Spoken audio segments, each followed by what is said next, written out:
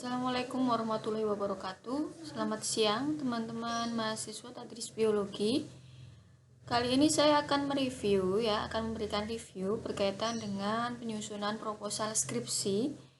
Sebenarnya untuk materi proposal ini sudah saya berikan penjelasannya ya, sudah saya ada videonya juga di video-video saya sebelumnya, bagaimana cara menyusun bab 1 mulai dari latar belakang, kemudian bagaimana cara kita menyusun bab 2 bahkan sampai di metodologi penelitian. Di bab 3 bagaimana cara menentukan teknik sampling dan teknik analisis data. Sudah saya jelaskan di beberapa video saya sebelumnya, cuma karena masih banyak mahasiswa yang bingung, jadi saya buat ulang ini video review untuk penyusunan proposal skripsi. Harapannya dengan adanya review ini kalian bisa lebih paham ya. Walaupun memang ketika kita melakukan penelitian diawali dengan membuat proposal, kalau kita tidak terjun langsung, tidak menulis langsung ya, tidak mencoba langsung bagaimana pembuatan proposal, bagaimana kita melakukan penelitian, itu memang pasti masih gerambiang, masih akan bingung terus. Tapi kalau kalian mau untuk memulai menulis ya, lama-kelamaan kebingungan itu akan hilang. Karena ketika kita menulis berarti kita juga membaca. Sebelum menulis kita harus sudah membaca dulu. Tidak hanya kita mendengarkan teori, tidak hanya kita mendengarkan penjelasan, atau mungkin kalian pernah ikut workshop atau pelatihan. Tanpa mencoba, kalian juga tidak akan pernah paham nanti. Jadi memang harus diawali dengan satu membaca, yang kedua langsung mencoba menulis proposal ya, nanti lama-kelamaan kebingungan itu akan hilang. Oke, saya flashback lagi. Ini saya beri contoh proposal skripsi salah satu mahasiswa yang sebenarnya juga sudah saya tampilkan juga ini contohnya di video saya sebelumnya, dan juga kalian juga sudah saya berikan contoh proposalnya. Ini saya tampilkan lagi, saya ulang lagi untuk penjelasannya ya, mulai dari perumusan judul. Jadi untuk judul, kalau kalian mengambil judul penelitian kuantitatif khususnya ya, judul itu terdiri minimal ya ada 2 variabel, ada variabel bebas dan ada variabel terikat. Saya tidak menjelaskan lagi apa itu variabel bebas dan variabel terikat ya, karena sudah dibahas berkali-kali sebelumnya. Kalaupun penelitian kualitatif juga sebaiknya ada variabel bebasnya dan variabel terikatnya supaya lebih jelas nanti ketika kita mau menganalisis temuannya nanti berupa apa. Oke, ini saya yang kasih contoh adalah contoh penelitian yang kuantitatif, jenisnya kuasi eksperimen ya. Nanti kalau mau ada yang ditanyakan penelitiannya kualitatif atau jenis penelitian yang lain, nanti bisa ditanyakan ke saya langsung. Ini saya kasih contoh, gambarannya tetap hampir sama ya. Nanti kalau berkaitan dengan isinya apa aja Bu, kalau sistematika silahkan dibuka di panduan proposal skripsi ya, atau panduan skripsi itu sudah ada isinya proposal itu apa saja, bab 1, 2, 3, sistematikanya seperti apa, sudah ada semua di buku panduan. Jadi tidak perlu saya jelaskan satu-satu, kalian sudah bisa membaca sendiri. Nah, dari judul ini, judulnya Pengaruh Web Course Learning atau WCL berbasis Problem Reality terhadap Higher Order Thinking Skill HOTS siswa pada materi sistem gerak kelas 11.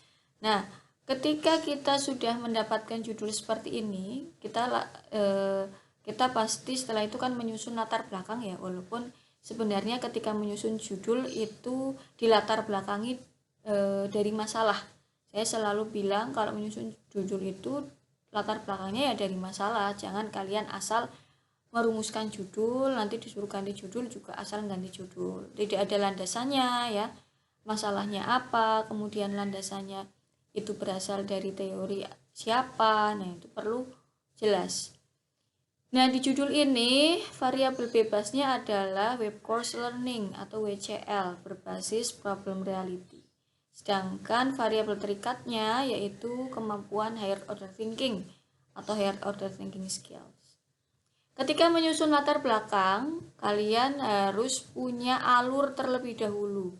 Saya tuliskan alurnya dulu di sini nanti supaya kalian bisa ikuti untuk proposal kalian.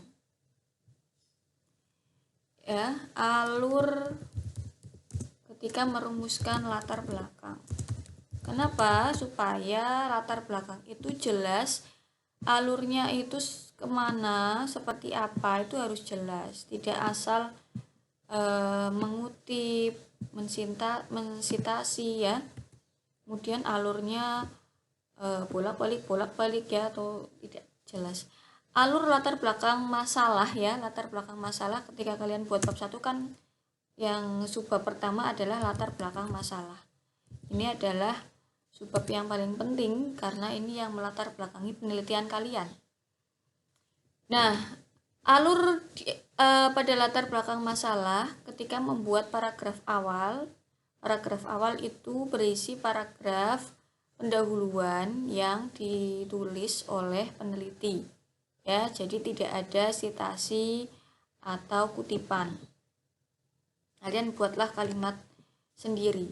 Nah, buat kalimatnya tentang apa, Bu? Nah, sekarang yang dilihat kalau kalian membuat latar belakang masalah, berarti yang dilihat pertama adalah variabel terikatnya dulu. Variabel terikatnya di sini apa? Oh, higher order thinking skill. Higher order thinking atau HOTS. HOTS ini kan adalah salah satu keterampilan berpikir, ya. HOTS itu salah satu keterampilan berpikir. Nah, keterampilan berpikir itu bisa dilihat dari proses apa? Dari proses pembelajaran. Berarti awalilah pertama mulailah proses pembelajaran. Kalau kalian, Bu, saya kalau langsung proses pembelajaran mungkin masih agak kebingungan mengawalinya. Ya, kalau masih agak kebingungan, kalian boleh mengawali dari pendidikan. Tapi sebenarnya itu terlalu jauh ya. Kalau saya lebih condong awalannya ini lebih ke arah pembelajaran atau belajar mengajar boleh. Nah, nanti kalian buat paragraf pertama tentang proses pembelajaran. Kemudian kalau sudah membahas tentang proses pembelajaran, selanjutnya membahas apa? Selanjutnya kalau sudah membahas pembelajaran, nah kalian masuk ke kemampuan berpikir atau keterampilan berpikir ya. Bahas paragraf selanjutnya tentang keterampilan berpikir. Nanti dari paragraf pembelajaran, misalnya kalian buat 2 paragraf awal dengan kalimat sendiri, paragraf kedua dengan sitasi. Setelah selesai membahas tentang pembelajaran, masuk ke paragraf keterampilan berpikir, itu di akhir paragraf yang membahas tentang pembelajaran, ini harus disinggung dulu tentang keterampilan atau kemampuan berpikir. Supaya apa? Supaya tidak jeglek ya istilahnya dari pembelajaran tiba-tiba next paragraf bahas keterampilan berpikir. Nah, harus ada ada keterkaitan antar paragraf. Jangan langsung tiba-tiba ganti topik, tapi harus ada peralihan, ada kalimat peralihannya ya untuk masuk ke keterampilan berpikir. Kalau sudah masuk ke keterampilan berpikir, kemudian kalian buat paragraf selanjutnya berkaitan dengan HOTS-nya atau variabel terikatnya ini tadi. Dibahas tentang HOTS itu apa, HOTS itu bagaimana ya, dibahas seperti itu. Boleh citasi dari sumber-sumber buku atau penelitian boleh. Kemudian kalau sudah membahas HOTS, yang dibahas selanjutnya apa? Yang dibahas selanjutnya adalah masalahnya. Kalau kalian mengambil variabel terikat HOTS, berarti ada masalah di dalam HOTS ini ya. Masalahnya berarti kan ada di dalam HOTS ini. Berarti kalian jelaskan, masalah yang berkaitan dengan HOTS itu apa? Nah, masalah itu ada 2 jenis, ada masalah global dan ada masalah lokal.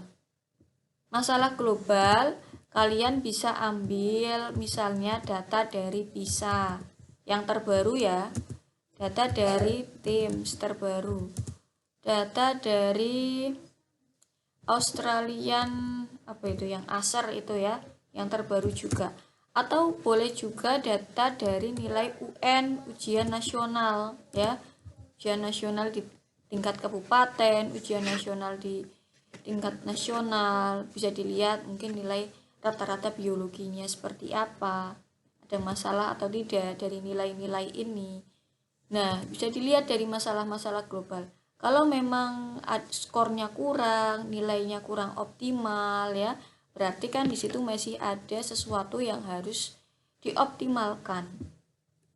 Kalau sudah menjelaskan masalah global, kalian jelaskan masalah lokalnya. Masalah lokal berarti ini adalah permasalahan yang ada di sekolah berkaitan dengan HOTS. Bisa dilihat dengan dari nilai apa, nilai ulangan harian mungkin, atau mungkin dari hasil wawancara dengan guru ya, hasil observasi awal kalian di sekolah.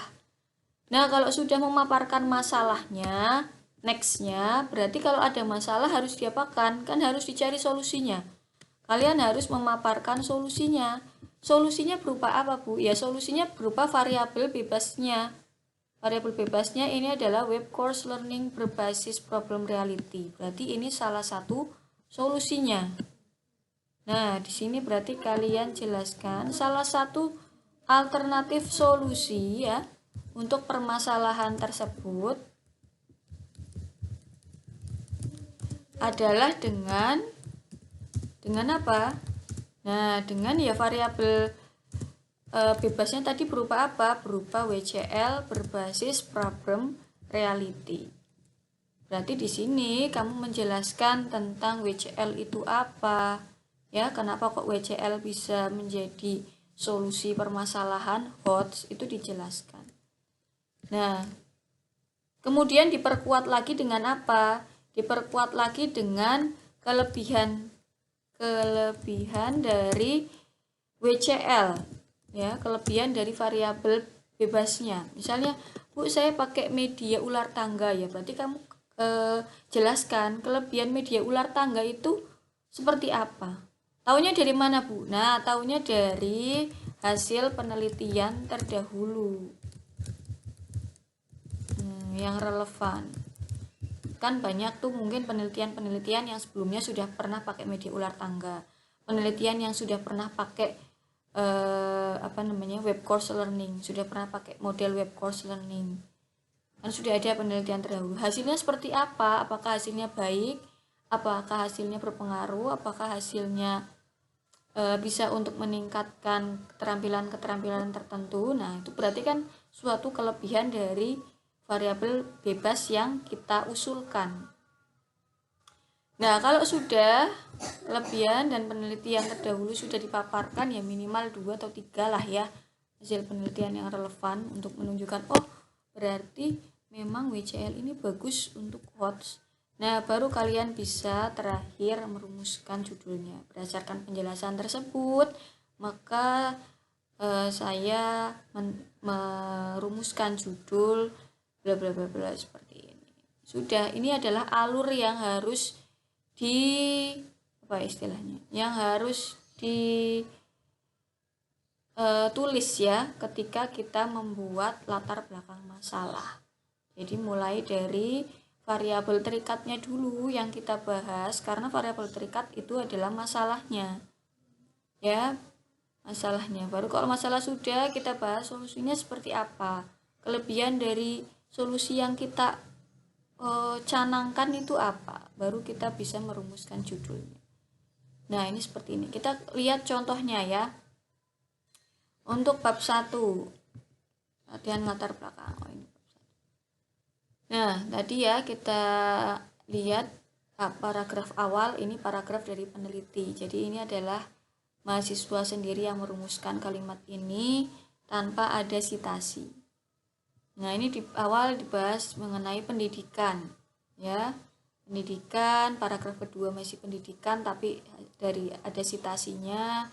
Kemudian nextnya baru masuk ke keterampilan berpikir ya. Ini masih pendidikan. Terus, nah tapi di paragraf terakhir, karena di sini mulai masuk ke keterampilan berpikir ya. Nah, ini sudah masuk ke paragraf berkaitan dengan keterampilan berpikir. Maka di paragraf terakhir tadi berkaitan dengan pendidikan atau pembelajaran di sini, di kalimat terakhir disinggung sedikit tentang kemampuan berpikir ya, supaya nanti ketika ganti paragraf itu ada korelasinya. Oh, di sini sudah ada membahas kemampuan berpikir. Nextnya membahas kemampuan berpikir lebih detail. Apa itu berpikir? Kemampuan berpikir itu apa? Komponennya apa saja ya? Seperti itu. Baru setelah itu masuk kemana? Ya masuk tadi ke HOTS-nya. HOTS itu apa ya? Kemampuan berpikir tingkat tinggi itu yang seperti apa? Nah, nextnya setelah itu masalahnya. Masalah HOTS itu apa? Hasil riset di lapangan. HOTS itu ternyata masih kurang karena dari hasil tim sekian, dari hasil PISA menunjukkan seperti ini. Ya, mungkin juga dari hasil dari hasil ASER, Australian Council for Educational Research. Ternyata Indonesia masih peringkat 10 terendah gitu ya. Nah, di sini menunjukkan ya, kalian jelaskan masih ada perlu peningkatan kemampuan berpikir tingkat tinggi. Kalau HOTS sudah dijelaskan ya, tadi masalah globalnya, kalian jelaskan masalah lokalnya.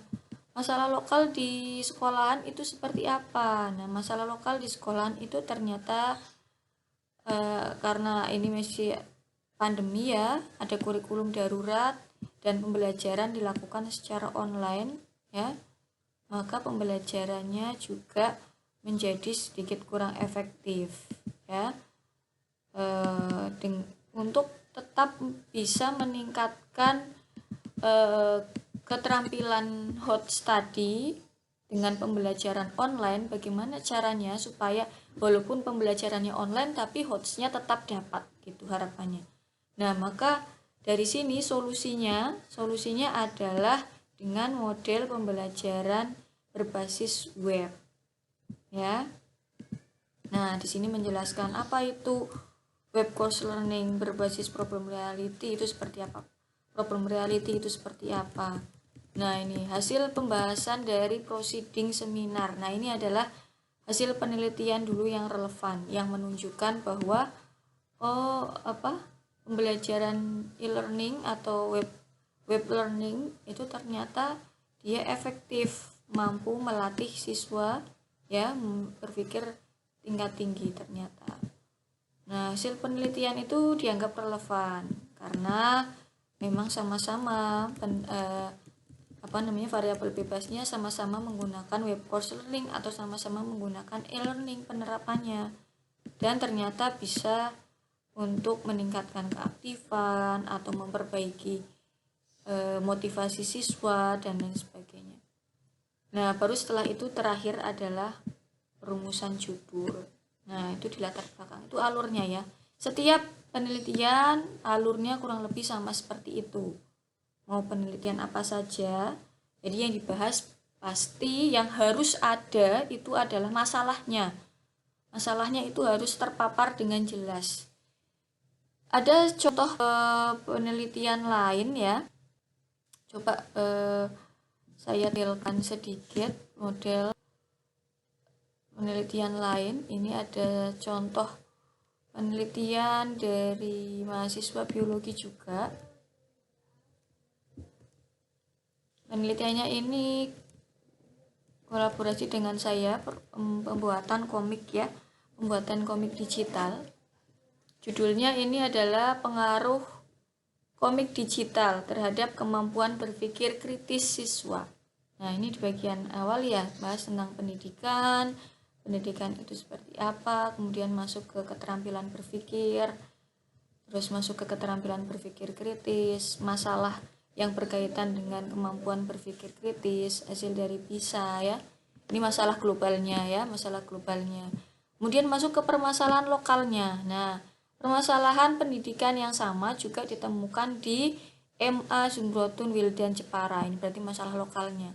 Berdasarkan hasil observasi awal dan wawancara dengan guru atau wawancara dengan siswa, ternyata pembelajarannya masih seperti apa.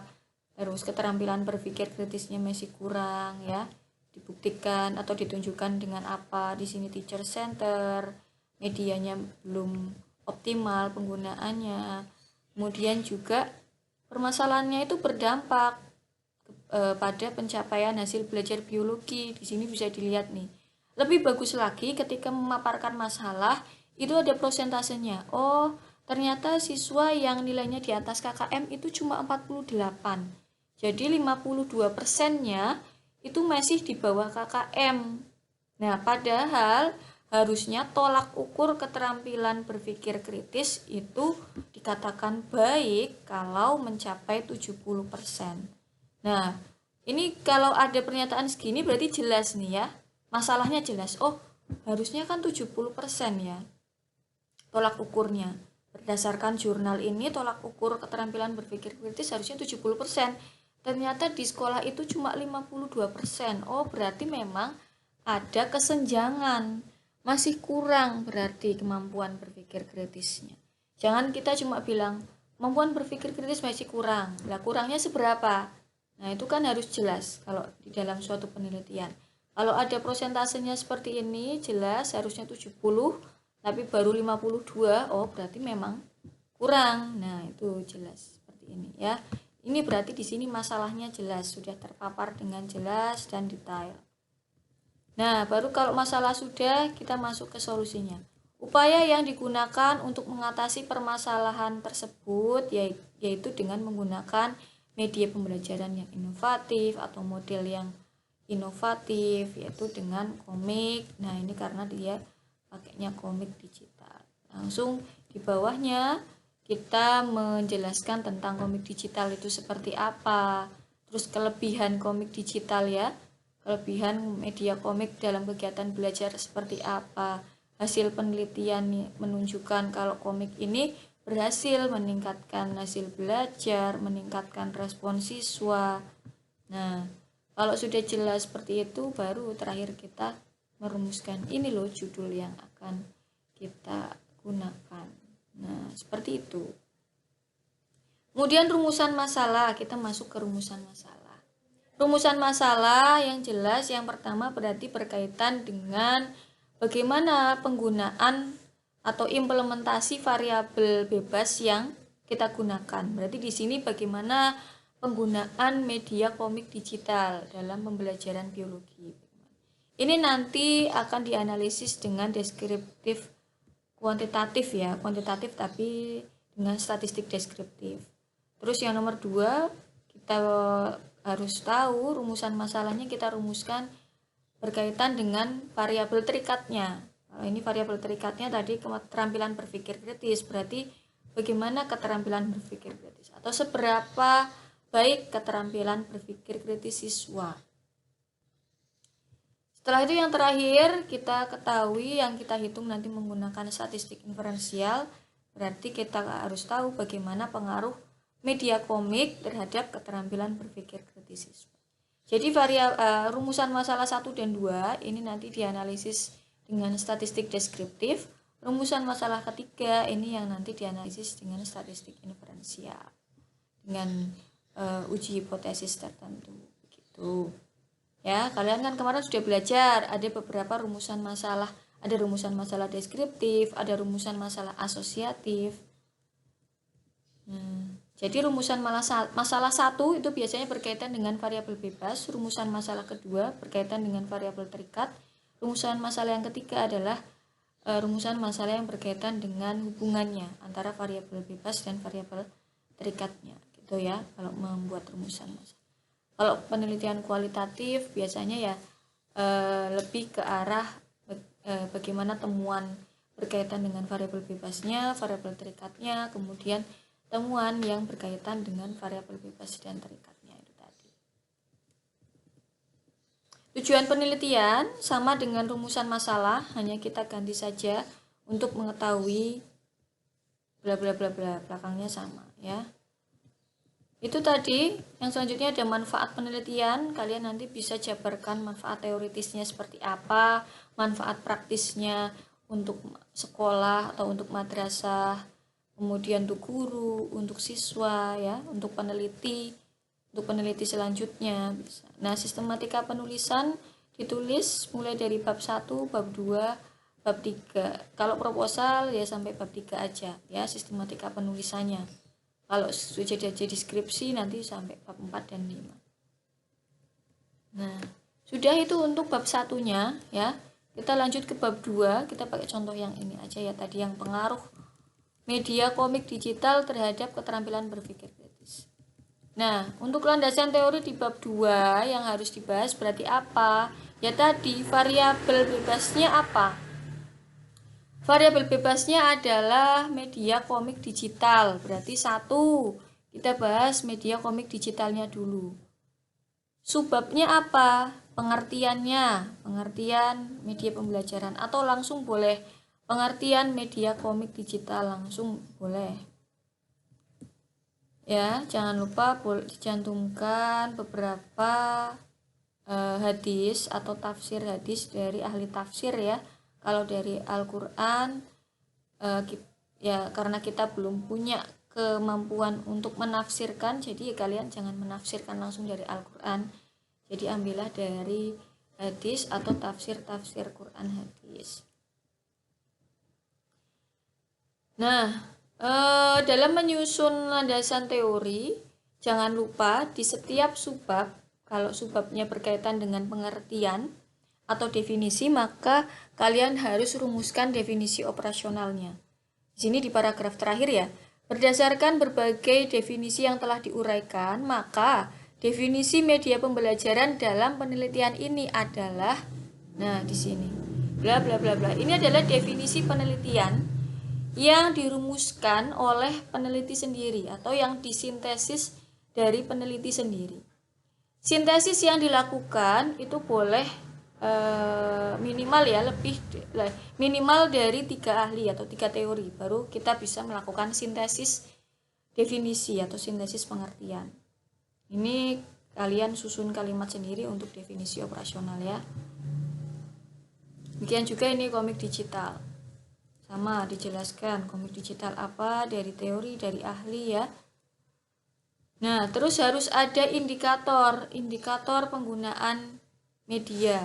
Kalau kalian model pembelajaran, misalkan tadi web course learning atau model pembelajaran NHT atau model pembelajaran yang lain ya, yang aneh-aneh. Kalau model pembelajaran berarti yang harus ada adalah sintaksnya atau langkah-langkah pembelajarannya, itu harus tercantum di dalam bab 2. Ya. Nah, ini sudah. Nah, ini juga buat definisi operasional. Berdasarkan definisi yang dijelaskan, maka dalam penelitian ini definisi komik digital adalah, nah ini berarti adalah definisi komik digital dalam penelitianmu ya, bukan di penelitian siapa-siapa tapi di penelitianmu. Jadi nanti kalau ada orang yang mengutip skripsimu, mengutip artikelmu, berarti kalau mau mengutip definisi komik digital ya mengutipnya dari definisi operasional yang kalian buat ini. Ya, bukan dari definisi ahli yang sebelumnya, tapi dari definisi operasional yang kalian buat. Misalnya, menurut Farah, L. Alfa, menurut Irfan, menurut pengertian media komik digital adalah bla bla bla ya. Mereka mengutipnya dari yang definisi operasional yang kalian susun ini.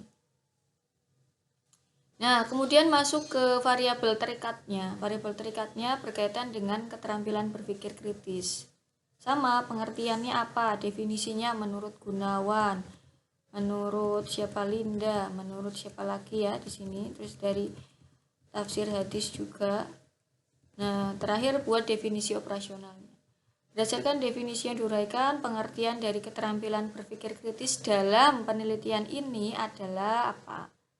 Nah, ini adalah definisi yang nanti dijadikan landasan ketika kalian membuat indikator dan menyusun instrumen. Jadi, definisi operasional itu tidak asal mensintesis sudah, tidak, tapi hasil sintesis itu nanti kalian buat sebagai landasan indikator, penyusunan indikator juga, dan nanti indikator itu digunakan untuk menyusun instrumen penelitian, gitu ya.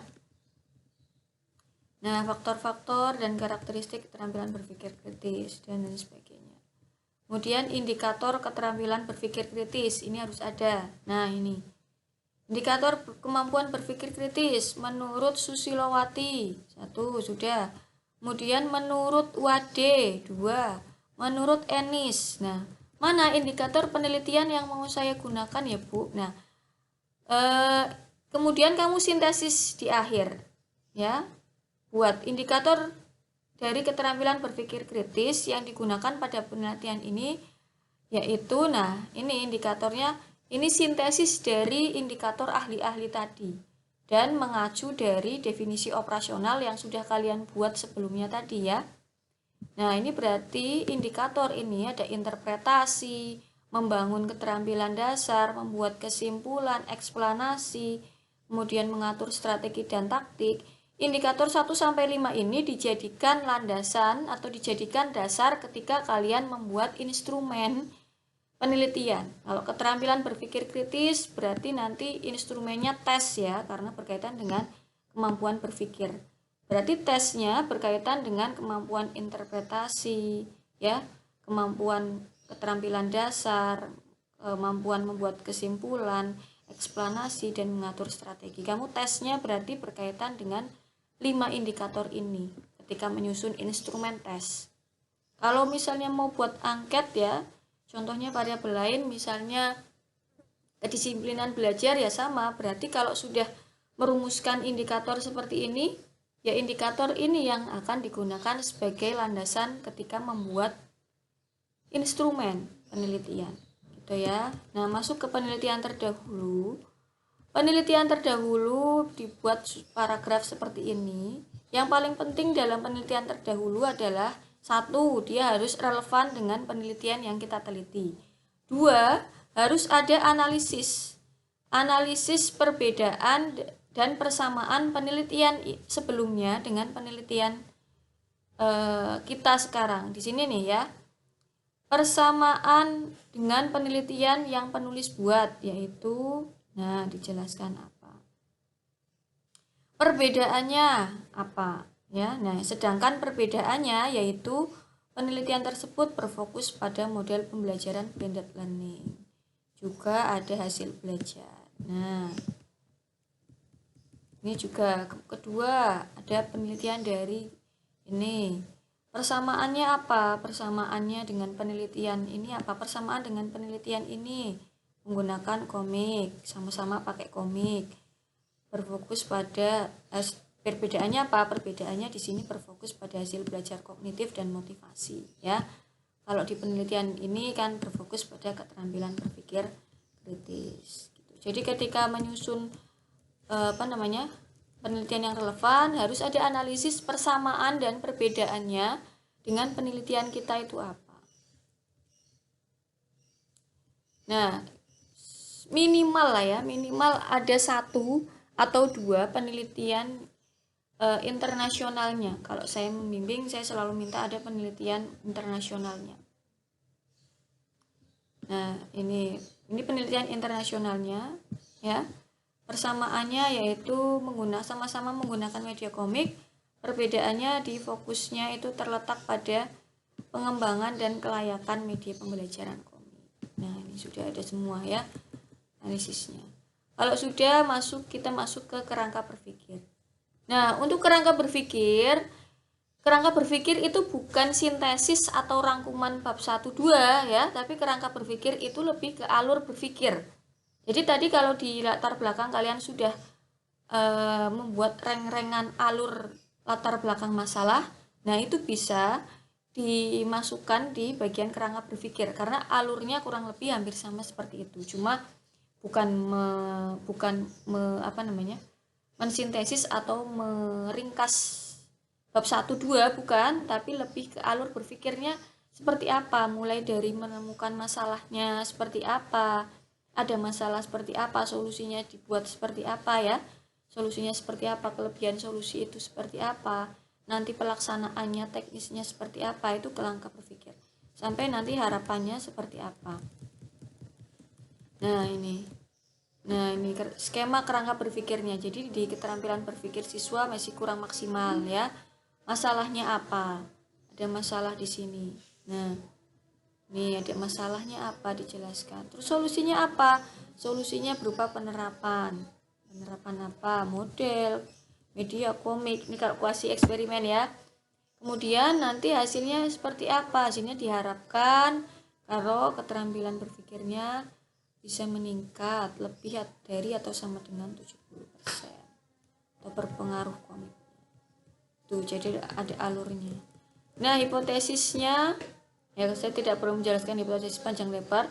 Yang jelas kalau di penelitian ada hipotesis penelitian ya. H0 itu berarti hipotesis yang tidak memihak. Saya selalu bilang H0 adalah hipotesis yang tidak memihak. Berarti tidak ada pengaruh, tidak ada hubungan, tidak ada korelasi ya, atau tidak ada perbedaan. Nah, itu H0. Terus kalau HA berarti dia negasinya atau kebalikannya dari H0 atau lawannya dari H0. Ada pengaruh, terdapat perbedaan, terdapat hubungan, ya, terdapat persamaan. Terdapat perbedaan, maaf. Kalau terdapat persamaan berarti itu H0 ya, tidak ada perbedaan. Oke, kita masuk ke bab 3. Bab 3, antara jenis dan pendekatan. Pendekatan penelitian itu ada kuantitatif dan kualitatif. Kalian bisa tuliskan pendekatannya kuantitatif atau kualitatif ya, atau pakai mixed method misalnya. Tapi kalau untuk S1 ya salah satu aja, kuantitatif atau kualitatif. Jenisnya apa? Nah, jenis penelitian dengan pendekatan kuantitatif kan ada banyak. Nah, di sini jenis penelitiannya adalah jenis penelitian eksperimen. Di sini peneliti menulis pre-eksperimen. Oh, kenapa Bu kok pre-eksperimen? Padahal biasanya katanya Bu Irma kuasi eksperimen ya. Di sini pakai pre-eksperimen karena dia hanya menggunakan satu kelas eksperimen, tidak ada kelas kontrol. Jadi di sini maksudnya ke pre-eksperimen, walaupun memang untuk jenis penelitian ini kurang kuat ya. Sebaiknya kalau kalian meneliti lebih ke arah yang kuasi eksperimen kalau pendidikan. Oke. Kemudian masuk ke, nah ini ada skemanya. Skemanya one group pre-test post-test design. Ya, ini untuk yang pre-eksperimen tadi. Kalau kuasi eksperimen itu kan berarti ada kelas eksperimen dan ada kelas kontrolnya. Coba saya bukakan yang bab 3 ini. Ini contoh yang tadi yang web course learning. Ini kuasi eksperimen, jenisnya kuasi eksperimen, desainnya non equivalent control group design. Nah, ini setting penelitian itu berisi sekolah ya, kelas, waktunya kapan, materinya yang dipilih apa ya. Oh, ini ada kesalahan ya, harusnya bukan sistem reproduksi tadi, sistem gerak ya tadi ya kalau nggak salah ya, sistem gerak kalau nggak salah tadi. Nah, masuk ke populasi dan sampel. Populasi saya sudah tidak perlu menjelaskan ya, populasi apa, sampel apa. Yang jelas kalau di penelitian eksperimen, di penelitian kuantitatif sebisa mungkin gunakanlah teknik pengambilan sampel itu menggunakan yang random sampling ya, atau probability sampling. Setiap anggota populasi memiliki kemampuan yang sama untuk menjadi sampel. Boleh pakai random, simple random, boleh pakai cluster random, boleh pakai stratified random, terserah. Yang penting sebisa mungkin gunakanlah random. Karena kalau misalnya di awal tadi kita tidak bisa merandom, sampelnya ternyata purposive. Nah, ini tekniknya purposive sampling. Karena di sini hanya populasinya kecil ya, dan hanya kelas 11 IPA-nya cuma ada satu kelas. Ya, cuma ada 27 siswa. Nah, ini berarti pakai purposive. Kalau sudah pakai purposive seperti ini, berarti tidak memenuhi syarat untuk pengujian analisis pakai parametrik ya. Nanti pakainya non parametrik karena sampelnya sudah purposif, nggak random. Tapi kalau di sini tadi contoh yang satunya, di sini dia pakai cluster random sampling. Nah, berarti di sini sudah random. Nanti ke belakang kita bisa berupaya untuk menggunakan penelitian dengan teknik analisis data parametrik. Nah, ini untuk desain penelitiannya ya, ada kelas eksperimen, ada kelas kontrol ya, kemudian sebelum treatment dan setelah treatment. Ini kelas eksperimen, ini kelas kontrol. Yang Z ini adalah treatment dengan pembelajaran konvensional, artinya ini kelas kontrol ya, tidak diberikan treatment. Ini desainnya bisa kalian buat sesuai dengan jenis penelitian kalian ya. Definisi operasional variabel. Nah, di sini ada definisi operasional variabel bebas berupa WCL adalah, ini diambil dari mana, Bu? Ya tadi dari definisi operasional di bab 2 yang sudah kalian rumuskan, tinggal di copy di sini. Ya. Kemudian ini juga berkaitan juga dengan HOTS-nya, tadi sudah dirumuskan di bab 2, tinggal di copy di sini. Definisi operasional tadi ya yang di bab 2. Uji validitas ya. Bisa dimasukkan uji validitas angketnya menggunakan apa? Menggunakan korelasi produk momen. Bisa lebih bagus lagi kalau ditulis rumusnya di sini ya. Rumus korelasi produk momen. Validitas tes ya, validitas tes setelah dikonsulkan ke ahli kemudian dianalisis per item menggunakan produk momen juga. Oh, ini sudah ada rumusnya ditulis. Ya, kemudian uji reliabilitasnya pakai apa? Sini pakai internal konsistensi, berarti pakai alpha Cronbach, ditulis rumusnya. Nah, kemudian ada analisis butir soal. Ini kalau soalnya pilihan ganda biasanya ya, ada analisis butir soal, karena untuk mengetahui indeks kesukaran, berapa soal yang kategori mudah, berapa soal kategori sedang, dan berapa soal kategori sukar. Kemudian ada uji daya beda ya. Nah, itu untuk mengetahui apakah soalnya sudah bagus atau belum. Itu untuk menguji instrumen ya, uji coba instrumennya tadi. Teknik pengumpulan datanya tadi ada tes. Kalau berkaitan dengan kemampuan berpikir, karena ini tadi contohnya adalah HOTS dan yang satunya tadi contohnya kemampuan berpikir kritis, berarti ya teknik pengambilan datanya ya pakai tes. Tapi kalau tidak ada yang berkaitan dengan kemampuan berpikir, berarti ya nggak perlu pakai tes. Hasil belajar berkaitan dengan kemampuan berpikir itu biasanya pakai tes. Angket itu biasanya digunakan untuk apa? Untuk memperoleh data apa? Misalnya untuk memperoleh data tentang respon siswa terhadap penggunaan model, atau respon siswa terhadap penggunaan media komik tadi ya angketnya. Tapi kalau untuk mengetahui keterlaksanaan sintaks, apakah langkah-langkah pembelajaran saya, Bu, saya kan pakai model talking stick misalnya. Saya terus teknik yang diambil datanya harus pakai teknik apa, Bu, pengambilan datanya. Berarti kalau yang modelnya talking stick tadi, pokoknya kalau yang model pembelajaran, instrumennya ya pakai lembar observasi ya, karena kita harus mengobservasi apakah langkah-langkah pembelajarannya terlaksana semua. Kalian sebagai observer, nanti peneliti di lapangan sebagai observer, kalian harus mengamati apakah langkah-langkah pembelajarannya terlaksana semua. Di langkah keberapa yang kurang optimal misalnya, itu harus jelas. Nah, kalau sudah masuk ke teknik analisis datanya ya, karena tadi dia ini yang penelitian ini tadi sampelnya random ya, berarti masih bisa diupayakan menggunakan parametrik. Syarat parametrik selain random, maka kita harus melakukan uji asumsi klasik dengan menguji normalitasnya dan juga homogenitasnya. Nah, untuk uji normalitas dan homogenitas itu juga ada hipotesisnya ya. Jadi setiap uji itu ada hipotesisnya. Uji normalitas ini ada rumusnya, rumus ujinya ditulis pakai Kolmogorov-Smirnov. Kalau populasi atau sampelnya besar, kalau populasi atau sampelnya kecil bisa pakai Shapiro-Wilk. untuk uji normalitasnya. Ya, diingat-ingat. Nah ini hipotesisnya, H0-nya sampel berasal dari populasi yang terdistribusi normal, H-nya sampel tidak berasal dari populasi yang terdistribusi normal.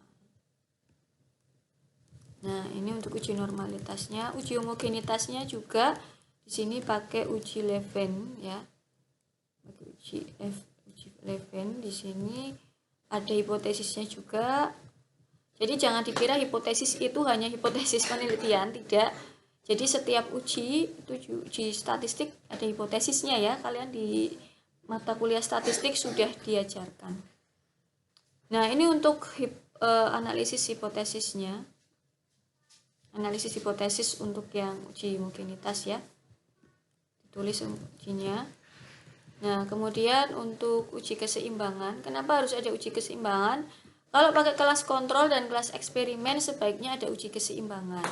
Kalian boleh minta data hasil ulangan harian biologi atau hasil nilai UTS atau nilai rapot ya untuk menguji keseimbangan antara kelas kontrol dan kelas eksperimen, karena kita harus tahu apakah antara kelas kontrol dan kelas eksperimen itu memiliki kemampuan yang sama atau tidak.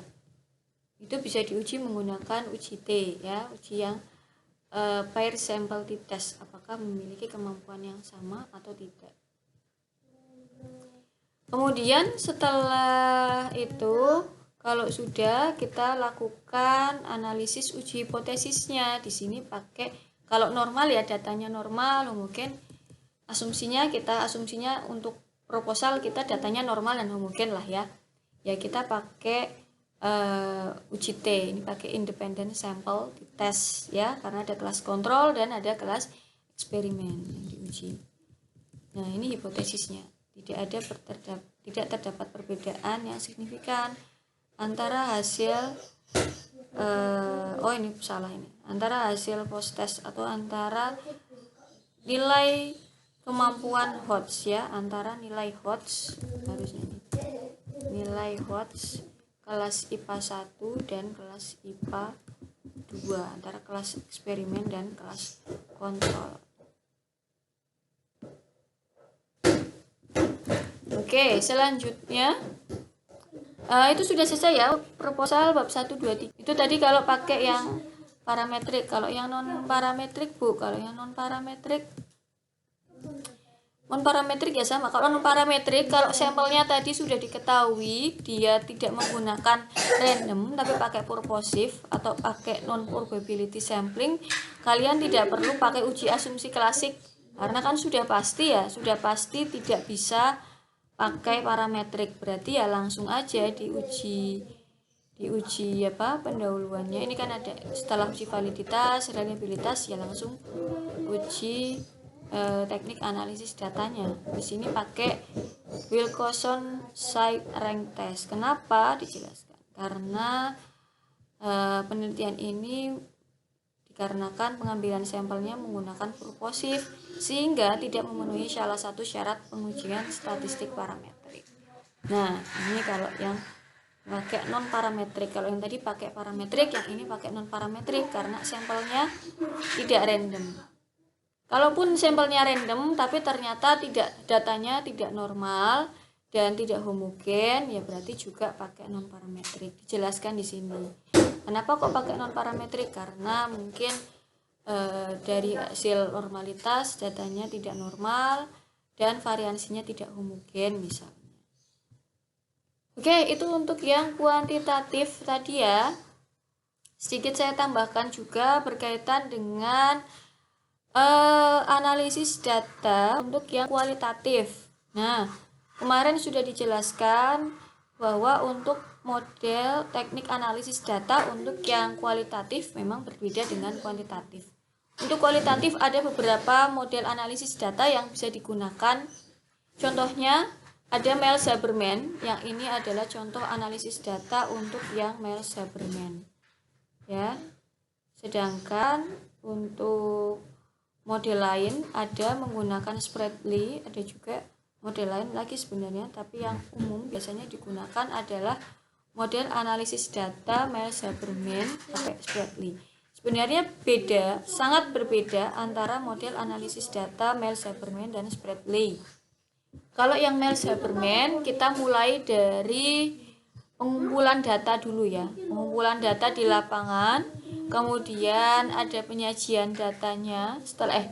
Sebelum masuk ke penyajian data, sebenarnya kita lakukan reduksi data ya. Kita lakukan reduksi data. Kemarin saya jelaskan, kalau dari data yang kita kumpulkan ternyata datanya tidak valid. Misalnya narasumber A bilang A, narasumber B bilang B, narasumber C bilang C. Nah, berarti kan tidak relevan tuh, tidak konsisten datanya. Maka data itu tidak bisa dipertanggungjawabkan, tidak bisa kita masukkan data di bagian penyajian data. Data tersebut kita reduksi. Kita harus gali ulang lagi data, kita lakukan wawancara ulang, kita lakukan observasi ulang ya, bisa.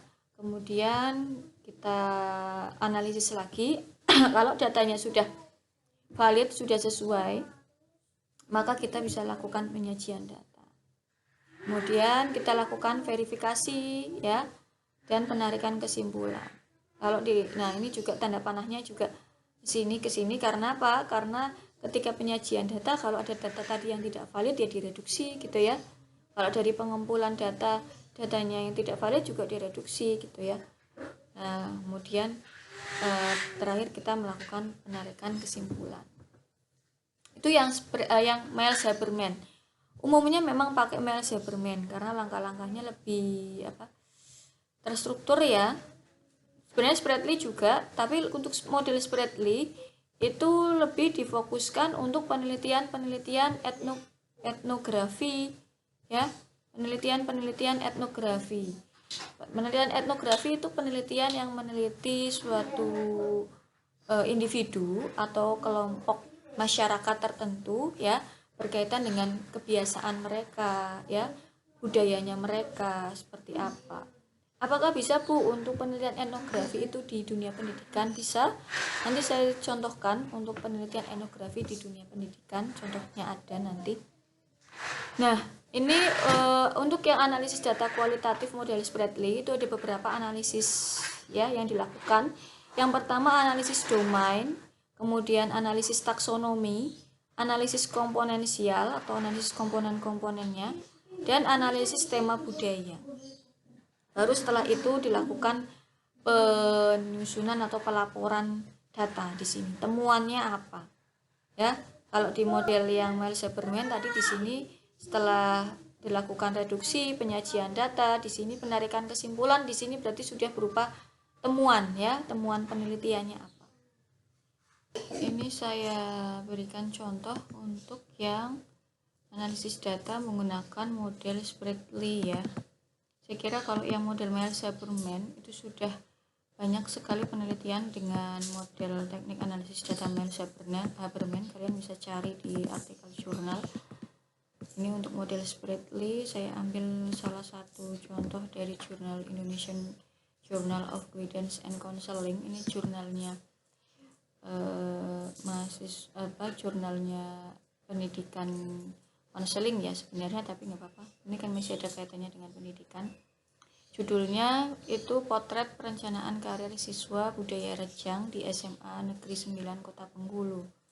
Nah nanti kalau yang berkaitan biologi kalian bisa misal potret misalnya pelaksanaan praktikum ya dengan di sana kebiasaannya atau budaya praktikumnya seperti apa, misalnya di suatu SMA atau di suatu sekolah, bisa nanti dianalisis menggunakan model Spratly. Memang kalau model Spratly ini dikhususkan untuk model analisis data etnografi, lebih ke analisis data individu atau sekelompok masyarakat dengan budaya tertentu atau kebiasaan-kebiasaan tertentu ya, yang memang biasanya unik untuk dikaji dan menghasilkan temuan-temuan baru. Nah, di bagian analisis datanya, di sini kalian nanti bisa lihat analisis hasil penelitiannya. Hasil penelitiannya di sini bisa dilihat ada analisis domain, analisis taksonomi, analisis komponensial, dan analisis tema kultural. Untuk analisis domain di sini kalian bisa menjelaskan tentang Oh, ada siswa yang cenderung berkelompok ya sesuai dengan budayanya masing-masing.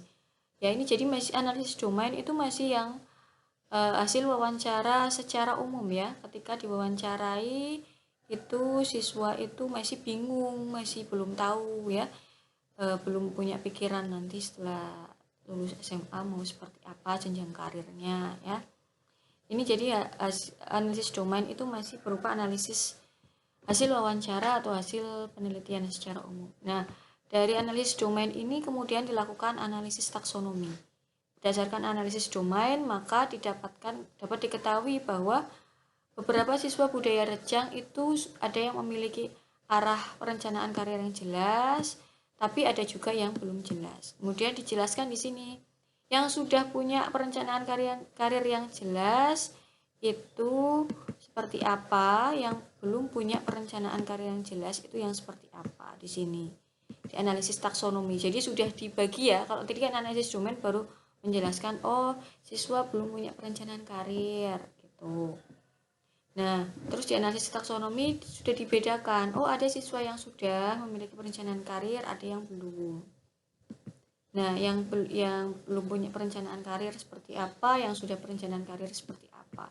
Analisis komponensial itu dari hasil analisis domain, maka dilakukan analisis taksonomi, dari hasil analisis taksonomi maka dilakukan analisis komponensial, di breakdown lagi. Tadi ada siswa yang memiliki perencanaan karir ya, sudah memiliki perencanaan karir setelah lulus mau jadi apa. Nah, dideskripsikan perencanaan karirnya seperti apa, potensinya seperti apa, bakatnya seperti apa, minatnya seperti apa, lebih dideskripsikan lagi. Terus analisis tema kultural. Nah, untuk analisis tema kultural ini karena tadi sudah, ini kan umum ya, umum, dispesifikan lagi. Kalau di analisis tema kultural diumumkan lagi. Kalau tadi sudah dijelaskan ya, sampai bakatnya seperti apa, minatnya seperti apa. Kalau bakatnya seperti ini jadinya pekerjaannya seperti apa, kalau minatnya seperti ini arah pekerjaannya seperti apa. Di analisis tema kultural itu diumumkan lagi, lebih seperti ditarik kesimpulannya lagi. Oh, berarti dari siswa yang belum memiliki rencana karir itu dia belum bisa menentukan nantinya langkah-langkahnya seperti apa. Yang sudah memiliki rencana karir ternyata mereka sudah menentukan potensinya mereka seperti yang dimiliki seperti apa dan nanti akan mau menjadi seperti apa. Nah, jadi untuk yang analisis tema kultural itu lebih seperti ke penarikan kesimpulan. Jadi kalau tadi di sini domain itu umum ya, umum, analisis umum, di sini analisis khusus, di sini analisis lebih khusus lagi, yang di sini diumumkan lagi, ditarik kesimpulannya lagi secara umum dari hasil analisis domain, taksonomi dan komponensial. Itu analisis tema kultural. Kalau berkaitan misalnya ya ada praktikum yang berkaitan dengan tema-tema budaya. Ya bisa nanti di sini dianalisis secara domain. Oh, ternyata di sekolahan itu punya suatu jenis praktikum budaya, misalnya dengan pengolahan pembuatan telur asin, pengolahan ikan asin misalnya. Ada praktikum seperti itu misal di sekolah yang bermuatan lokal tapi juga mengandung unsur biologi berkaitan dengan bioentrepreneurship misalnya. Nah, di analisis taksonomi lebih dispesifikan lagi. Oh, jenis telurnya untuk ikan asin, ikan bebek, telur bebeknya yang seperti apa, atau ikan asinnya itu yang jenisnya apa. Mungkin ada beberapa jenis ikan yang bisa dijadikan untuk ikan asin ya, praktik pembuatan ikan asin. Nah, nanti di analisis komponensial lebih dispesifikan lagi. Oh, misalnya jenis ikan asin X ya, dengan karakteristik ikan yang seperti ini, nama ilmiahnya seperti ini, ikannya hidup di daerah yang seperti apa ya, populasi ikannya masih banyak atau sedikit. Nah, itu analisis komponensialnya. Kemudian yang jenis ikan asin yang B, oh struktur ya, anatomi ikannya seperti ini, dispesifikan lagi dengan nama ilmiahnya seperti ini, habitatnya ada di lingkungan yang seperti apa, populasinya seperti apa. Nah, itu analisis komponensial.